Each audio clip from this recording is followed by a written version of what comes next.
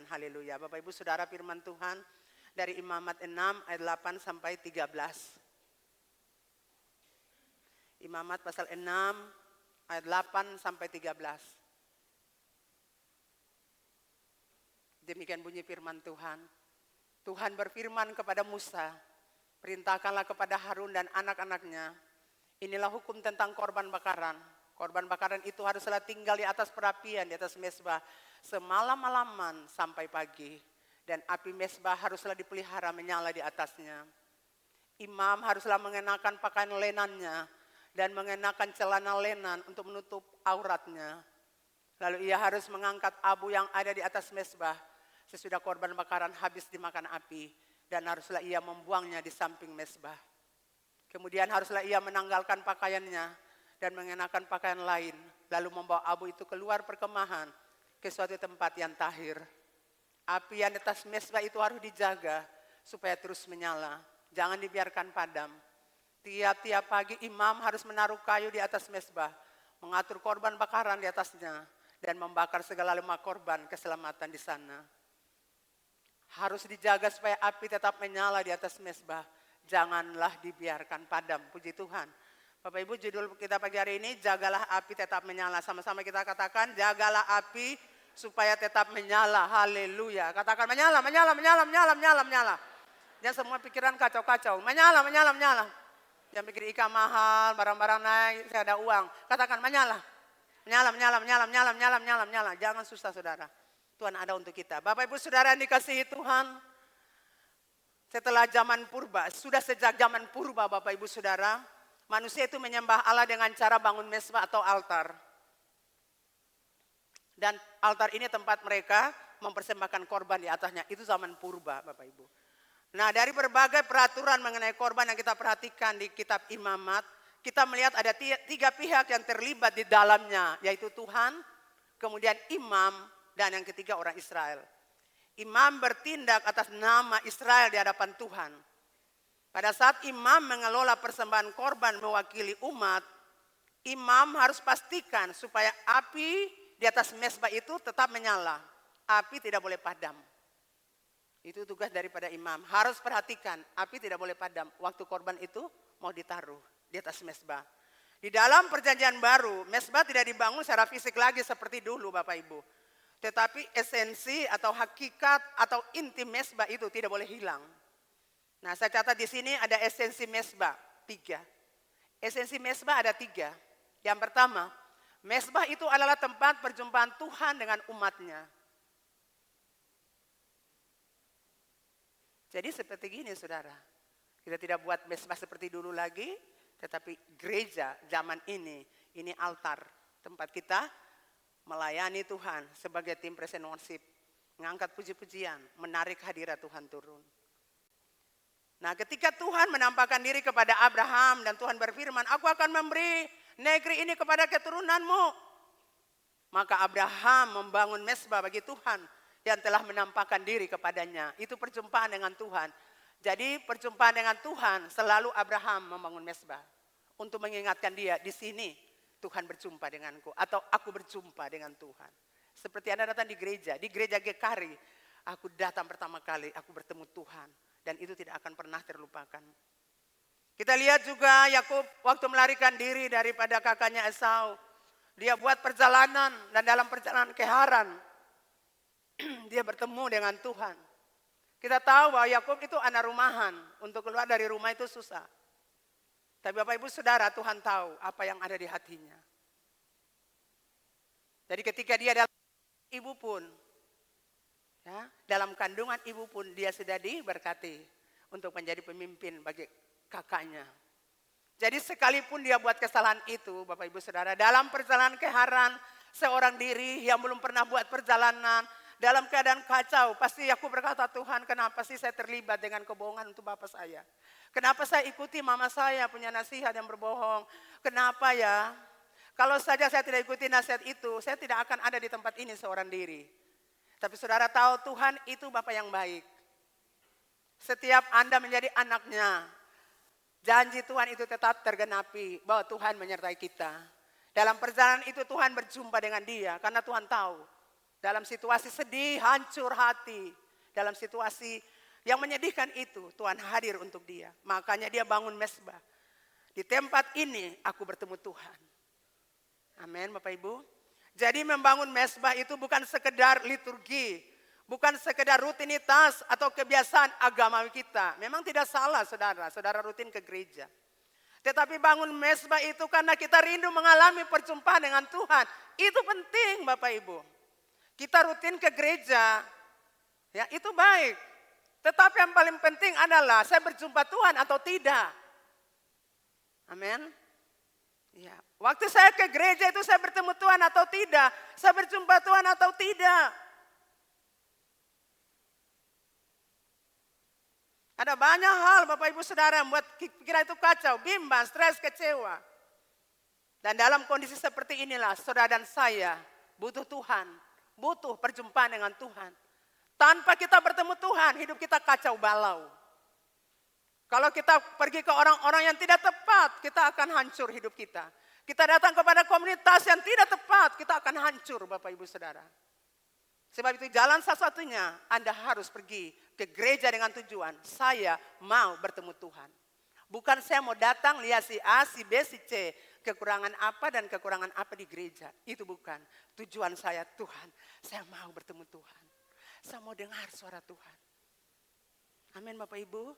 Diberkati amin. Iya. Sebab itu Bapak Ibu Saudara yang kekasih. Kalau Anda datang di tempat ini, rindulah saya mau bertemu Tuhan. Persoalan saya banyak, kesulitan saya hadapi. Dan satu-satunya jalan, saya harus bertemu Tuhan. Di luar saya mengalami penolakan. Saya tidak diakui keluarga saya tertolak. Saya tidak disayangi dalam keluarga atau tidak dicintai suami saya. Saya harus pergi ke gereja. Karena di gereja saya akan bertemu Tuhan untuk mendapatkan jawabannya. Rumah Tuhan itu rumah doa. Rumah di mana kita menemukan Tuhan dan kita menemukan jawaban. Makanya Tuhan bilang jangan jadikan rumah Tuhan sarang penyamun. Jangan jadikan rumah Tuhan itu pasar. Tempat keributan dan kekacauan. Kita harus jadikan rumah Tuhan tempat kita datang. Tuhan, saya perlu Tuhan. Tuhan, saya butuh Tuhan. Haleluya. Bapak Ibu diberkati. Bertemu dengan Tuhan itu sangat penting Bapak Ibu. Katakan sangat penting. Sebab itu jangan menunda untuk bertemu atau berjumpa dengan Tuhan. Seberapa besar ekspektasi Anda atau harapan besar Anda atau keinginan Anda untuk bertemu Tuhan. Nah itu jawabannya saudara. Gitu. Bukan datang beta mau kasih hancur sapa. Bukan datang beta mau bicara buruk tentang siapa. Tidak. Kita datang bertemu Tuhan. Saya selalu datang, saya butuh Tuhan. Tuhan saya rindu Tuhan. Apakah di rumah tidak cukup? Cukup. Saya suka berdoa, saya suka menyembah, saya suka bersyafaat dari dulu saudara. Dan saya rindu-rindu setiap ibadah, saya ada. Saya mau dengar suara Tuhan. Saya mau dengar apa yang Tuhan bilang buat saya. Jadi kalau firman Tuhan datang, oh ini dia sindir saya. Tidak saudara. Kalaupun itu tajam buat saya harus berubah. Kita harus rendah hati untuk menerima. Kalau kita ada dalam firman Tuhan disampaikan. Kita harus rendah hati, buka hati saudara. Bukan wow dia singgung saya. Waduh, tidak. Itu iblis yang menaruh kata-kata bahwa dia singgung. Saudara tahu untuk bikin khotbah ini tidak gampang. Gampang saudara. Semulai hari Senin itu saya bilang Tuhan mau bicara apa? Saya bilang begitu terus sama Tuhan. Gitu, sama Tuhan terus. Saya mau bilang apa Tuhan? Katakan sesuatu Tuhan. Karena saya tidak mengerti jemaat. Saya tidak tahu persoalan mereka. Jadi Bapak Ibu Saudara dikasihi Tuhan. Saya mau katakan bahwa Bapak Ibu Saudara itu sangat dikasihi Tuhan. Sangat disayangi Tuhan. Puji Tuhan Bapak Ibu. Nah tadi saya bilang esensi doa itu 3. 1, mezbah adalah tempat perjumpaan kita dengan Tuhan. Yang kedua, mezbah itu adalah tempat mempersembahkan korban. Katakan mempersembahkan korban. Bapak Ibu tanpa korban, api tidak akan turun. Api Tuhan turun menyambar korban. Jadi kalau tidak ada korban, api tidak akan turun. Api mau turun sambar apa? Sambar altar yang kosong, tidak mungkin Bapak Ibu. Api turun menyambar korban persembahan. Api tidak turun untuk menyambar korban yang kosong, mezbah yang kosong. Harus ada korban, baru api turun menyambar. Waktu Anda menyanyi memuji Tuhan di sini, itu korban. Dan waktu Anda memuji menyembah Tuhan, api turun.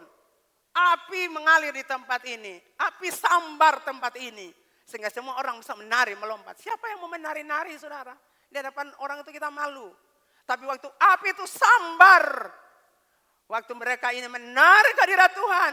Dan waktu api sambar mereka punya korban itu. Kita menari, kita melompat, kita bersuka. Kecuali Anda tutup hati untuk tidak mau angkat tangan dan menari buat Tuhan. Bapak Ibu Saudara yang dikasihi Tuhan. Api turun menyambar korban persembahan yang dibuat oleh Nabi Elia. Ketika dia berhadapan dengan nabi-nabi Baal itu, api turun. Waktu dia bangun mesbah yang sudah dihancurkan oleh bangsa Israel. Dia bangun lagi mesbah, dia taruh persembahan. Firman Allah berkata, Allah menyambar. Allah turun dalam rupa api menyambar itu persembahan. Dan karena itu api sambar, dia berani berkata, bunuh mereka. Perangi mereka, bunuh mereka. Orang berjalan dalam api Tuhan tidak akan pernah takut. Katakan amin. Bapak Ibu Saudara, pada zaman perjanjian lama, bangsa Israel mempersembahkan korban bagi Tuhan. Itu dilakukan di kemah suci pada zaman Musa. Dan di bait suci Yerusalem pada zaman Raja Salomo. Kita lihat 2 Tawarikh 7 ayat 1 sampai 3. Setelah Salomo mengakhiri doanya, api pun turun dari langit, memakan habis korban bakaran dan korban sembelihan itu. Dan kemuliaan Tuhan memenuhi rumah Tuhan. Para imam tidak dapat memasuki rumah Tuhan itu karena kemuliaan Tuhan memenuhi rumah Tuhan. Ketika segenap orang Israel melihat api itu turun dan kemuliaan Tuhan meliputi rumah itu. Berlututlah mereka di atas lantai dengan muka mereka sampai ke tanah. Lalu sujud menyembah dan menyanyi nyanyian syukur. Sebab ia baik, bawasannya untuk selama-lamanya, kasih setianya. Anda angkat tangan buat Tuhan saja susah, apalagi mau berlutut. Kalau api turun menyambar, orang tidak perlu dengan dia punya diri. Raja Daud terkenal. Tapi waktu api Tuhan turun pada dia punya api. Dia menari-nari, firman Allah berkata tidak ada pakaian di badannya. Sekalipun istrinya harus menghina dia. Saudara, angkat tangan per Tuhan siapa yang susah. Apalagi mau sujud menyembah, apalagi mau menari. Susah saudara. Kalau api turun itu saudara, orang tuh gerak. Bayangkan itu orang sana, itu mereka lagi tarik hadirat. Lalu kalau Anda berdiri begini, Anda mau bikin apa? Tidak bisa dapat apa-apa. Api turun tuh sambar orang-orang.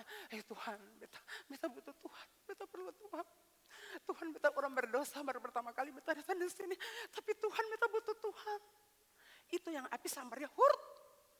Makanya, ayo Mama Gembala 7 minggu beta pintu gereja. Untuk khotbah dari awal sampai akhir beta menangis. Terima kasih ibu yang 7 minggu ibu datang di gereja ini menangis. Api turun orang bergerak. Itu api turun tuh.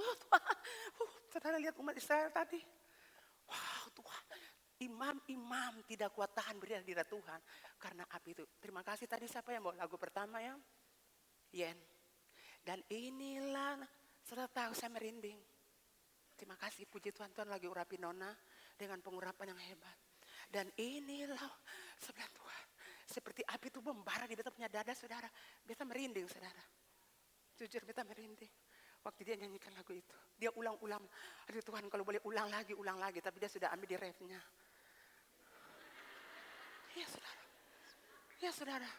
Waktu dia menyanyi itu saya merinding. Saya tahu api sambar saya. Karena saya punya api dalam diri.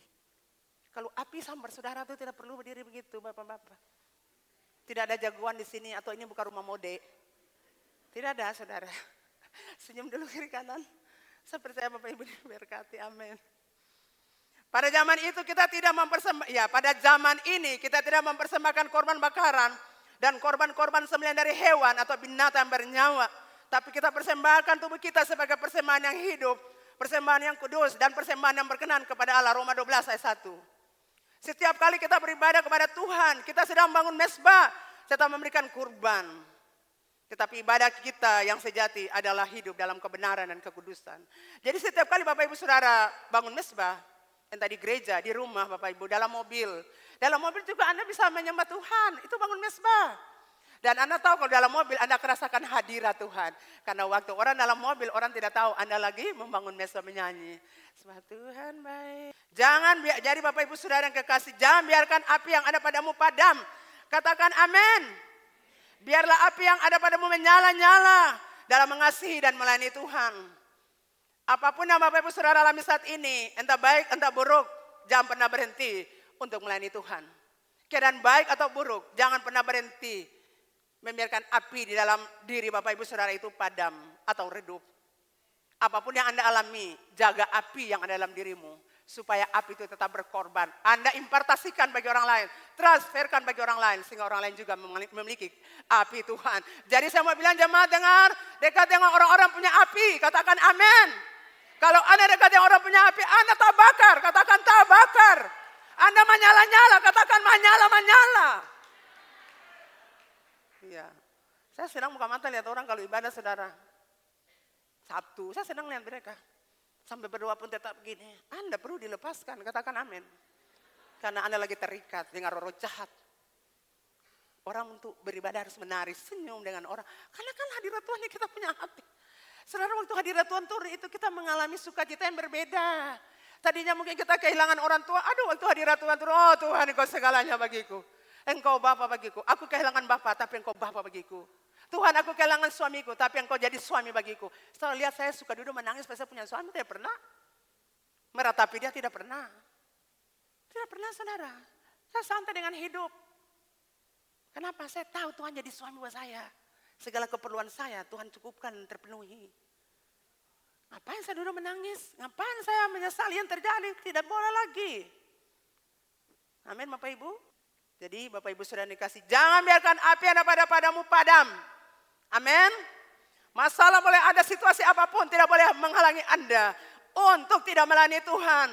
Masalah situasi apapun terjadi tidak boleh menghalangi Anda untuk memadamkan api yang ada padamu. Biarkan api itu terus menyala. Katakan amin. Menyala, menyala, menyala. Iya, menyala. Iya. Jangan mengubah tujuan hidup yang Tuhan sudah tetapkan bagi Anda. Yaitu Anda terpanggil untuk melayani. Katakan amin. Tujuan Tuhan, Anda dipanggil untuk melayani Tuhan. Katakan amin. Apapun pelayanan itu. Entah cuci bak air, entah angkat sampah-sampah. Atau bikin kursi-kursi. Atau apa saja, bawa kue di gereja. Itu melayani Tuhan Bapak Ibu Saudara. Tidak semua orang melayani itu ada di sini. Kita punya upah yang sama, Anda dan saya atau atur kursi, doa-doa syafaat. Semua kita dapat upah. Amin. Jangan buru-buru mau di sini. Karena ada waktunya Anda di sini. Saudara lihat kan bertahun-tahun saya duduk di situ loh. Tuhan bilang, Leni sudah waktunya kau pindah di situ dan di sini. Saya hidup alam supranatural Bapak Ibu.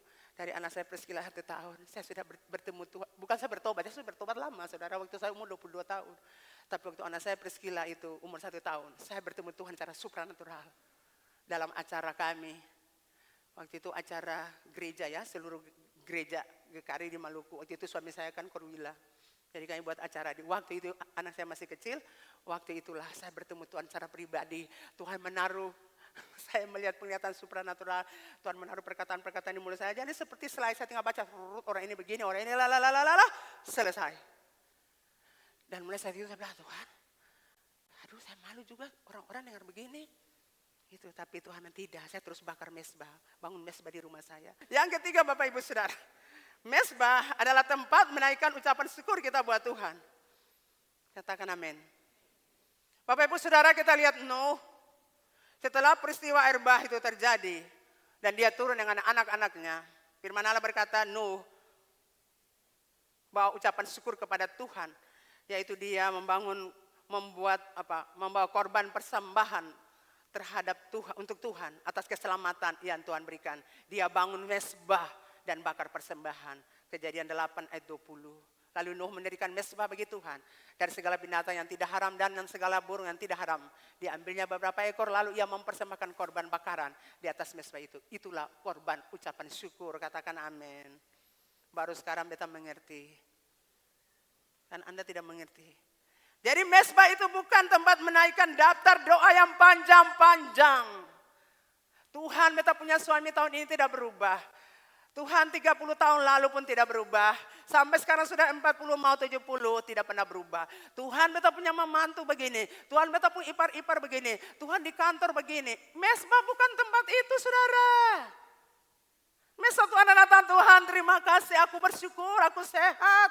Anak-anakku, suamiku, keluarga kami masih utuh. Anak-anak diberkati dapat beasiswa. Itu tempat kita katakan terima kasih buat Tuhan. Bukan datang bawa daftar doa yang panjang-panjang. Tuhan bilang saya bikin daftar doa panjang padahal saya pernah menyembah beta, memuji-muji beta. Jadi mesbah itu tempat kita bawa ucapan syukur kita buat Tuhan. Amin. Mesbah adalah tempat kita menaikkan ungkapan syukur kita kepada Tuhan. Sebab itu bangun mesbah dengan benar. Bangun mesbah di rumah Bapak Ibu Saudara. Mesbah pribadimu harus ada di rumah. Entah kamar Anda atau ruang keluarga Anda. Mesbah di rumah, bangun mesbah keluarga di rumah. Untuk istrimu, bapak-bapak, bangun mesbah keluarga di rumahmu. Untuk istri dan anak-anakmu, Anda itu imam, katakan amin. Dia bilang masih berdoa juga. Anda harus bertobat dan berubah bapak-bapak. Anda itu imam, panggil istri dan anak-anakmu. Dan naikkanlah ucapan syukur dan terima kasih buat Tuhan. Anda harus punya mesbah, Bapak Ibu Saudara, keluarga atau pribadi. Di kantor juga Anda harus punya mesbah di kantor. Mungkin Anda punya ruangan khusus untuk Anda bangun mesbah di situ. Menyembah Tuhan, katakan amin. Jadi kita harus punya mesbah saudara. Tempat kita berjumpa Tuhan. Saudara lihat, kalau disuruh doa, kita suruh doa di rumah. Mama lagi doa lagi kembali, pujian penyembahan. Ya jadi hamba-hamba Tuhan juga stres ya. Aduh katanya Bapak tuh begini, katanya Bapak tuh begini. Ya, kenapa mama sudah datang bikin pujian penyembahan lama-lama, katanya saya suka, katanya orang kerja. Nah, tapi saudara lihat, Tuhan bilang bikin akang di setiap rumah tuh, bikin akang di gereja, kasih tingkat akang. Jadi setiap kali kami menyembah di bawah jam 9 baca firman sudah puji-pujian langsung penyembahan. Doa itu sedikit. Seperti itu, saudara tahu, saya bilang Tuhan, saya mau kasih tahu apa untuk jemaat, kasih makan apa mereka Tuhan. Saudara tahu berapa hari lalu kami penyembahan di bawah. Tuhan bicara buat beta saudara. Leni, kamu tuh punya api. Jadi kamu harus jaga api itu. Kamu harus terus bangun mesbah. Jangan biarkan api itu padam. Karena kalau api di gereja ini padam, tidak ada sesuatu yang terjadi. Saya bilang, ya Tuhan. Setiap jam 1, saya makan jam 12, kadang setengah 1. Setelah itu saya cepat-cepat, Tuhan saya mau bertemu Tuhan. Saya rindu Tuhan, saya lapar Tuhan. Saya bertemu bukan rutinitas, bukan. Tapi Tuhan saya butuh Tuhan. Saya tidak mau api Tuhan itu padam atau mati. Saya tidak mau, karena kalau api itu ada, terjadi demonstrasi kuasa Tuhan. Mujizat terjadi. Hal-hal besar terjadi. Tapi kalau api itu mati, Tuhan bilang tidak akan terjadi sesuatu di gerejamu. Dan saya tidak mau kehilangan itu saudara. Jam 1 seharusnya saya harus istirahat. Tapi saya datang di tempat ini sampai jam 3. Jam 1 sampai jam 3. Kemudian kemarin juga setengah 4. Bukan saya datang bawa daftar doa, tidak. Saya datang di sini saya menyanyi buat Tuhan puji-pujian. Setelah itu saya berbicara menyembah Tuhan, senangkan hati Tuhan. Baru saya berdoa. Bapak Ibu diberkati? Saya bilang baru Pastor Ana, wow saya rasa saya berbeda. Kenapa saudara? Karena jalan dengan api itu. Saya tidak mau api itu padam di gereja ini. Selama api Tuhan ada di gereja ini, hal-hal besar terjadi, supranatural terjadi. Anda mau percaya atau tidak, itu akan terjadi. Karena setiap mesbah di mana ada korban di situ, maka hadirat Tuhan turun, kemuliaan Tuhan dinyatakan, mujizat terjadi. Gereja ini dibawa dari satu kemuliaan kepada kemuliaan yang lain, dari satu promosi ke promosi lain. Ketika pujian penyembahan dinaikkan dan ketika pintu surga terbuka, terjadi, saudara dengar, promosi. Penuaian jiwa-jiwa. Saya percaya yang 70 anak itu akan tetap datang Pastor Lady. Jadi kita akan tetap muridkan mereka. Mereka akan menjadi generasi Gen Z yang akan merubah wajah kota Ambon. Menjadi wajah yang diberkati, wajah ceria di mana kita jalan, kita melihat hal-hal besar terjadi. Kita melihat orang-orang bertobat, kita melihat orang-orang menyerahkan hidup buat Tuhan. Itu tujuan gereja, membawa orang untuk berjumpa Tuhan. Katakan amin.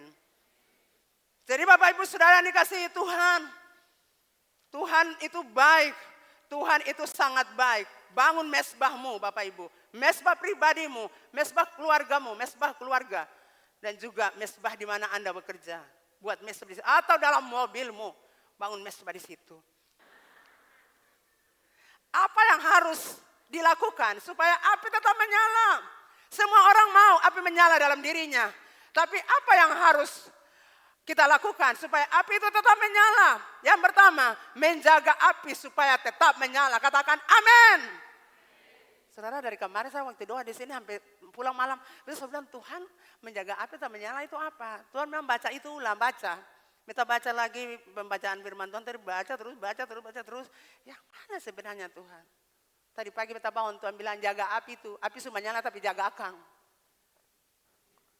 Jaga itu supaya tetap menyala. Bapak Ibu Saudara, waktu perjanjian lama, salah satu tanggung jawab para imam adalah menjaga api di mesbah itu supaya tetap menyala. Jadi imam-imam punya tanggung jawab jaga api supaya menyala. Sama seperti sekarang, hamba-hamba Tuhan yang melayani di rumah Tuhan, jaga api supaya tetap menyala. Katakan amin. Ya. Juga semua para pelayan, jaga api supaya tetap menyala. Jangan mau melayani datang hari Sabtu baru menyanyi per Tuhan. Jangan Anda mau khotbah baru Anda menyembah Tuhan. Jadikan gaya hidupmu memuji menyembah Tuhan. Katakan amin. Tuhan mengirimkan api, namun tanggung jawab para imam adalah mempertahankan api itu tetap menyala di atas mesbah. Katakan para imam. Ya, yang ada yang mau bilang amin. Para imam yang ada di gereja maupun para imam di rumah itu bapak-bapak. Katakan amin. Anda punya tanggung jawab untuk jaga api itu supaya tetap menyala. Nah Bapak Ibu, ketika Anda lahir baru, terima Yesus dalam hidup, Roh Kudus akan menyalakan api dalam diri atau dalam hatimu. Seperti pada zaman dulu.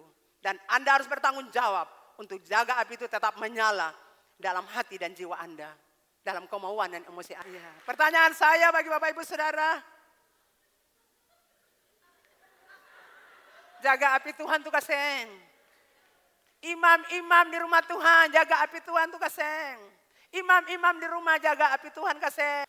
Jadi periksa diri beta mau api ada kaseng. Yang kedua, imam harus mengenakan pakaian lenennya. Imamat 6. Ayat 10 sampai 11. Jadi Bapak Ibu Saudara, pakaian lenen ini berbicara tentang pakaian jabatan, pakaian imam. Jadi waktu imam-imam melayani, mereka pakai pakaian jabatan. Setelah itu dulu baru mereka lepaskan pakaian itu. Abu korban tidak boleh menempel pada mereka. Abu korban harus dibawa keluar. Abu korban bakaran tidak boleh menumpuk di atas mesbah. Karena akan padamkan api di atas mesbah. Jadi ini berbicara tentang kekudusan. Imam haruslah mengenakan pakaian lenannya. Dan mengenakan celana lenan untuk menutup auratnya. Lalu ia harus mengangkut abu yang ada di atas mesbah. Sesudah korban bakaran habis dimakan api. Dan haruslah membuangnya di samping mesbah. Tingkatkan lagi, sudah bagus sampai tingkatkan. Haleluya.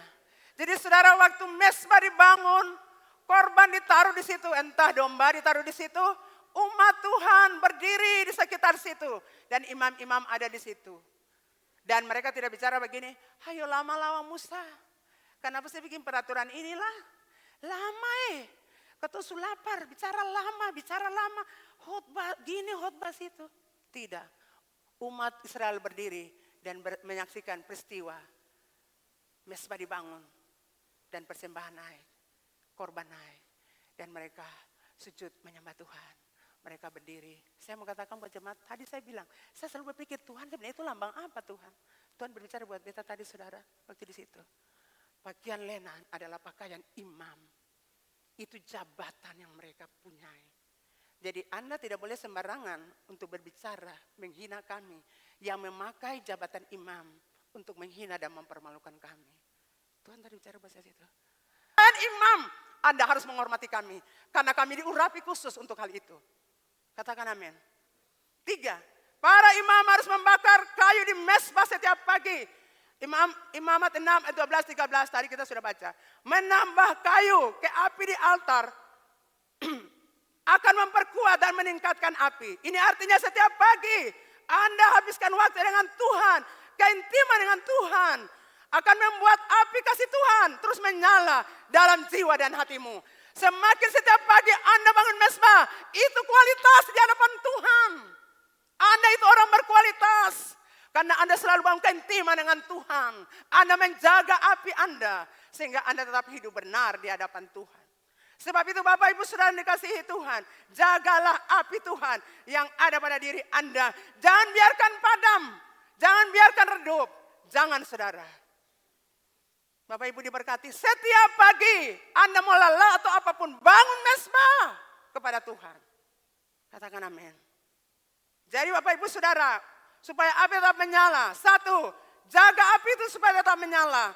2, imam harus mengenakan pakaian lenannya. Dan yang ketiga, imam harus membakar kayu mesbah setiap pagi. Imam-imam di rumah bakar mesbah untuk Tuhan. Imam-imam di gereja bakar mesbah untuk Tuhan. Berdiri di hadirat Tuhan, memuji menyembah Tuhan. Katakan amin. Bapak Ibu Saudara dikasihi Tuhan. Banyak orang itu punya api. Anda juga punya api. Tetapi tidak menjaga api itu. Setiap orang harus menjaga apinya. Katakan amin. Saya harus jaga api saya. Saya harus jaga api. Kalau seseorang tidak menjaga apinya, maka ada api asing yang datang. Contoh 2 anak Harun yang membawa api asing. Akibatnya firman Allah berkata, api menyambar mereka. Itu api asing yang mereka bawa. Melayani Tuhan tapi hidup dalam tidak kudus. Mereka dalam keadaan mabuk baru masuk untuk melayani Tuhan. Api yang mereka bawa api asing, api kesombongan. Kamu bisa, saya bisa. Bapak bisa, beta juga bisa. Itu api kesombongan, api persaingan, api kemabukan, api hawa nafsu. Akibatnya firman Allah berkata, api menyambar mereka. Tuhan berkata kepada Harun, kamu tidak boleh menangis. Musa kasih tahu Harun, tidak boleh menangis. Angkat mayat, lemparkan di luar. Kita bicara tentang kekudusan saudara. Jadi jangan Anda main-main Bapak Ibu Saudara.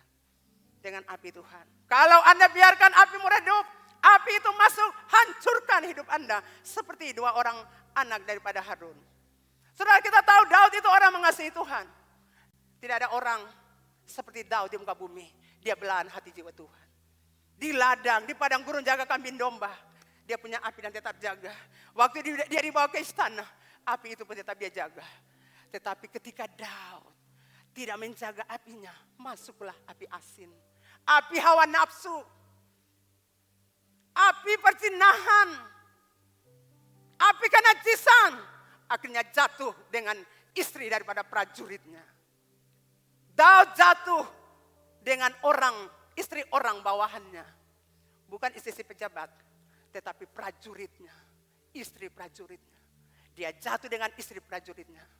Tuhan mengampuni Daud. Dan sampai mati Daud tidak mengulangi perbuatan yang sama. Tetapi akibat daripada hawa nafsu yang tidak terkontrol.